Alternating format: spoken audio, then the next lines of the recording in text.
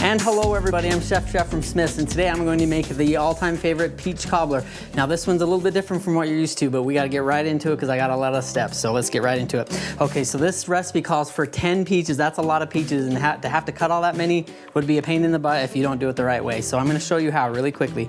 So a peach, of course, has a top and a bottom.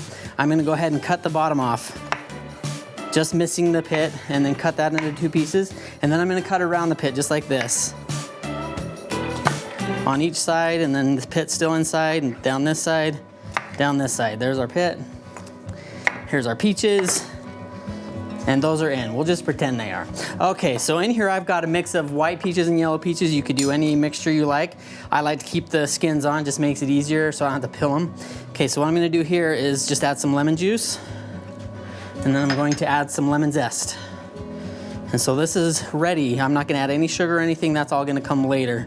So that is ready to go. Let's start working on the topping for it. I'm gonna set that aside. Okay, so I gotta get my dries mixed together. I've got flour in there, I've got baking powder here, and then some salt. I'm just gonna mix those together really quickly, just so they're ready to go. You could use a whisk or a fork. This kind of takes the place of sifting. So that's ready to go. Okay, let's start the rest. In here I've got some butter and some sugar, and really quickly I'm going to use my hand mixer and just bring those together. Probably about to the consistency of like wet sand is what you're looking for.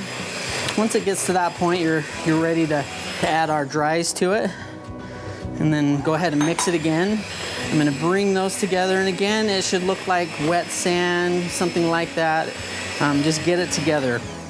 Okay. Next is with the binder, and that's gonna be milk. So I'm just gonna pour that in there like so, and then mix that together. And then this is what's going to make up the top of our cobbler once it comes together. I have one that I've got finished all the way. It takes about 2 or 3 minutes of mixing to get to this point. Okay, so let's work on it. All right, once we get to this point, then I just wanna get this batter out of our bowl and onto our peaches, like so. And then we're gonna spread it out. Now this part here, you don't need to really worry about getting it too uniform.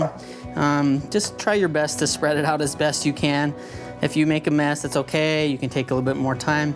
But for me, since I don't have a lot of time, I'm just doing it as quickly as I can here. Okay, next part, we're gonna take some sugar and sprinkle on top of it. This is a ½ cup of sugar. Now what this is gonna do is it's gonna make it crispy. The recipe is called crispy peach cobbler, and this is what's gonna help that. And the secret ingredient, what you've all been waiting for, is hot water. You may think that sounds weird, but what this is gonna do is a couple things. It's gonna help melt that sugar on top, and as it bakes, it's going to get crispy. This is ready to go in the oven. And I have one in the oven. Let's see how it turned out. So let's give it a switcheroo here.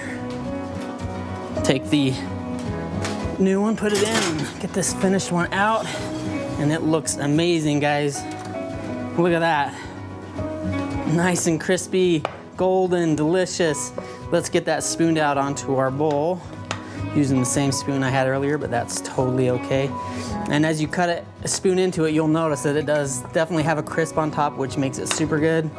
And of course, you can't have peach cobbler unless you have vanilla ice cream. So let's go ahead and top it off with that. And then that will be it. That is our crispy peach cobbler. Super good, super easy. Hope you guys enjoy it. Get all these ingredients at your local Smith's. Thanks so much for being with me, and we'll see you next time. Bye-bye.